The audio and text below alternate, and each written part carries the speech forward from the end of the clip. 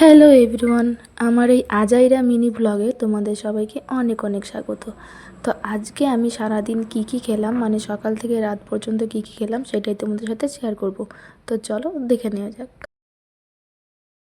আজকে আমার ব্রেকফাস্টে ছিল ব্রেড বাটার, 1 কাপ দুধ আর 2টো কলা। আজকে আমি ডিমটা স্কিপ করেছি, কদিন থেকে ডিম খেতে আমার একদমই ভালো লাগছে না। বুকে অনেক সাহস নিয়ে ডিমের পোচ খেতে গেছিলাম, সেই পোচ খাওয়া থেকে কিন্তু আমার ডিম খাওয়া একদম বন্ধ হয়ে গেছে। তার কী যে আষ্টে গন্ধ, সে কি আর বলবো। ব্রেকফাস্ট সেরে সমস্ত কাজ কমপ্লিট করার পর এখানে খেয়ে নিলাম একটু আম মাখা।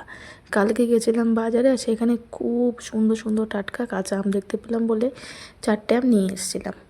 কিলো জানো এখন কত? 500 টাকা কিলো কাঁচা আম, ভাবা যায়। এরপর স্নান দান কমপ্লিট করে বসে গেলাম লাঞ্চ করতে।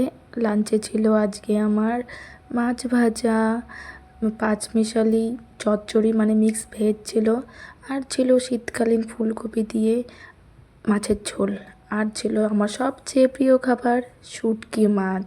উফ, এখন আমার জিভে মানে জল চলে এসছে।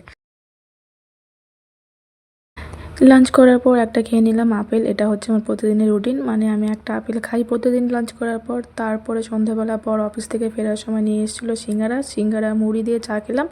আর ডিনারে ছিল এই স্যালাড আর